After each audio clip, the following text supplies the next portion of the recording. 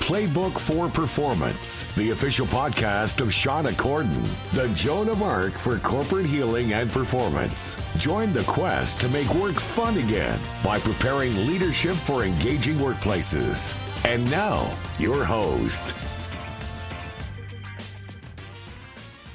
Hello and welcome everyone to another edition of the Playbook for Performance podcast. I'm your host, Shauna Corden.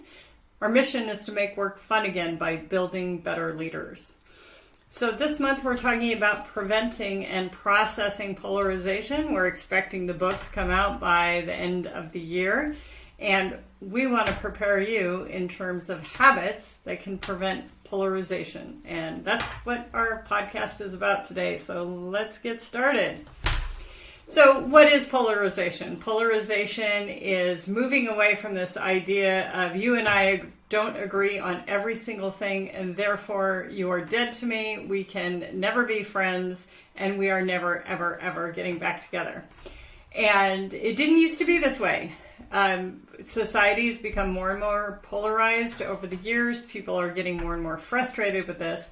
But one of the consequences to this idea of polarization is that our social groups are becoming smaller and smaller and less diverse. Everyone in our group must think the same way we do. They must vote the same way we do. They must be of our same affluence, etc., etc. And this is really quite disturbing, especially since we keep telling everybody that the key to success is diversity, right? Diversity of thought. And that is what is so rich and makes life so interesting. We have a need for surprises, for things to be different, novelty, etc. And that need is just as important as certainty. And certainty is the thing that's really driving polarization. In my conversations with people, I have asked them over and over again, if you had a formula that would help you like get back together with your buddies that you've had this falling out with, would you do it? And people respond to me and go, nah, I'm good.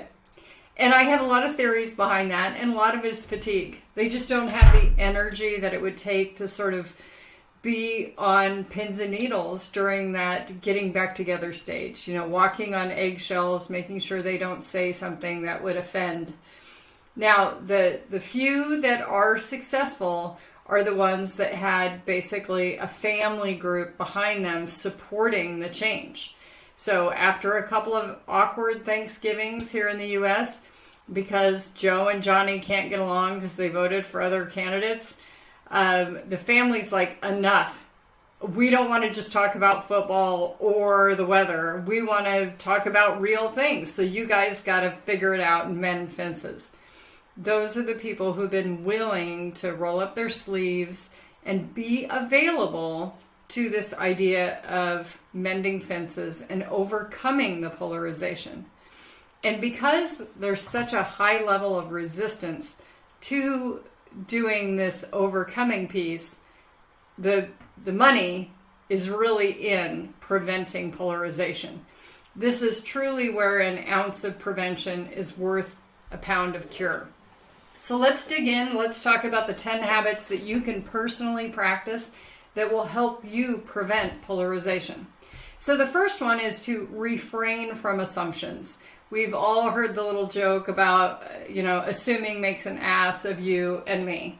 But truly, assumptions feed a story that we tell ourselves about others that create a distance between us. And it gives us an opportunity to judge.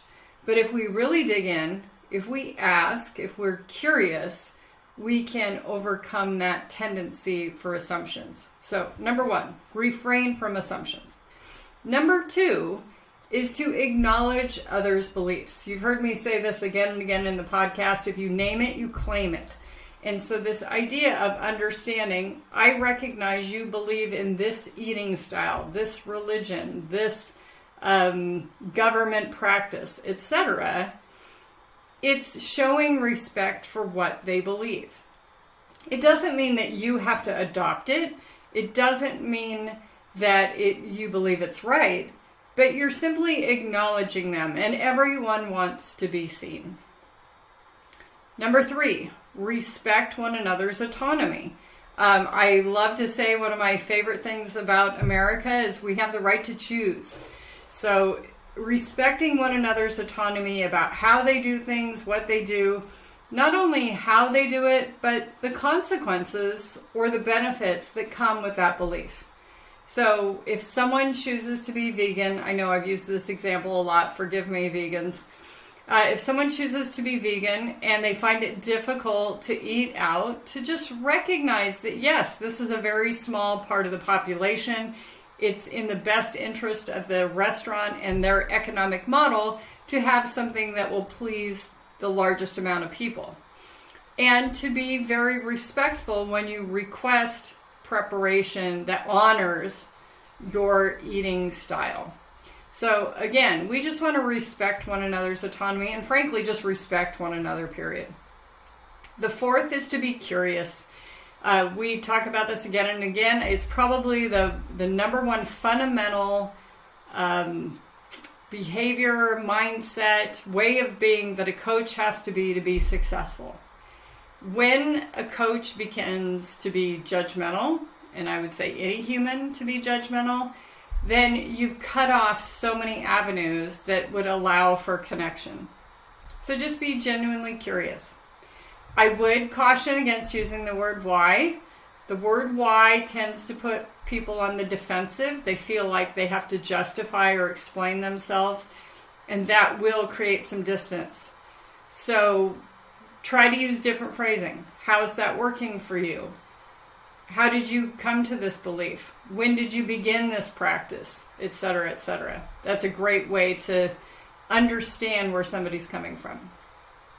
Number 5, remind yourself that this attribute that you may have conflict or polarization tendencies about is only one aspect of that person. So they may believe 99% of what you believe, and there's this one differing aspect.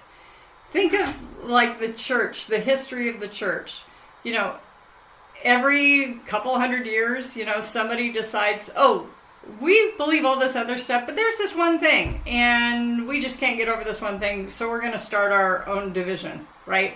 So the Protestants obviously had a lot more. Martin Luther had a big, long list.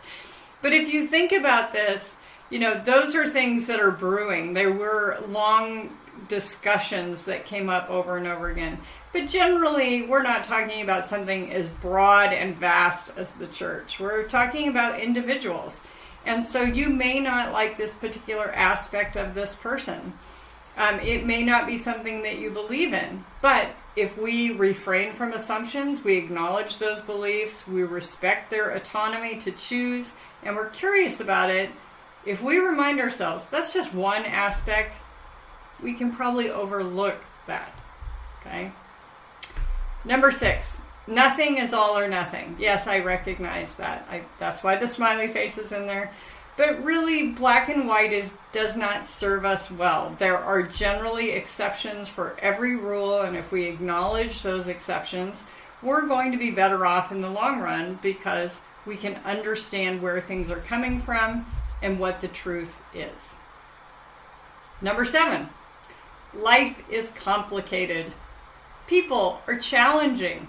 People don't always behave how we think they should, or that they're not always predictable. So if you think about gravity, as I age, I recognize gravity works 100% of the time, except in space, I suppose. So if you think about this, the only thing you can really, really count on is that people are motivated by what's in it for them. They are looking at the world through their lens and their context.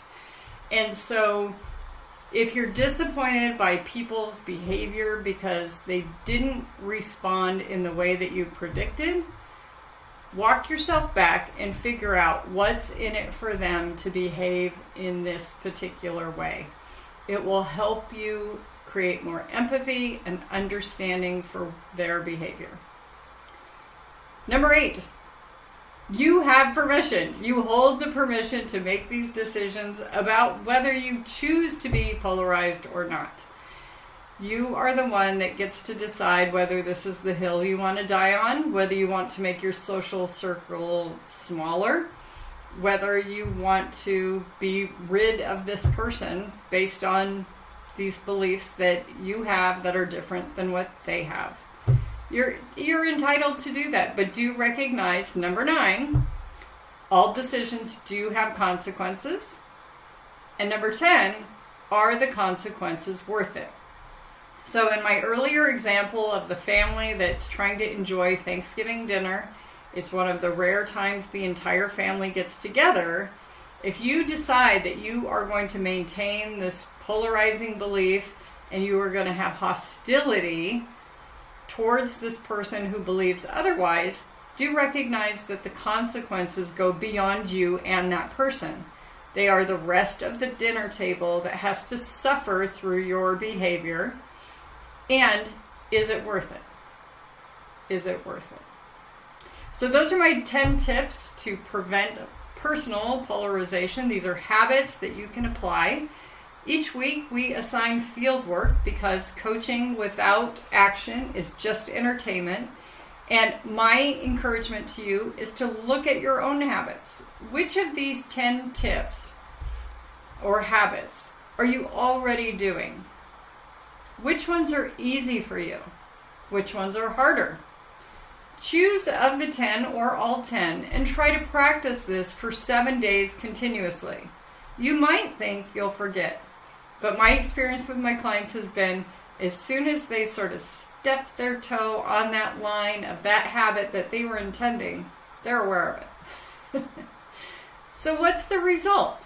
Do you find that you have more patience, more understanding, or do you feel more confirmed in your belief and that you choose to separate from others who don't share that same belief? And what's the result of that? What are the consequences? What will that do for you and your community, your family, and sleeping well at night? Frankly, Jodie Foster said the best definition of success is sleeping well at night, and I have adopted that myself. So, will you sleep well at night? I hope you found these tips helpful. Don't forget to like and subscribe if you're here on the YouTube channel. We would love for you to be a subscriber. Drop a comment if you have a topic that you'd like to hear more about, or if you would like help with a workshop, something like that to help your team, help your family overcome these things, create some positive habits. Send a message to podcast@ShaunaCorden.com or Shauna@ShaunaCorden.com. I'll see you next week. Take good care.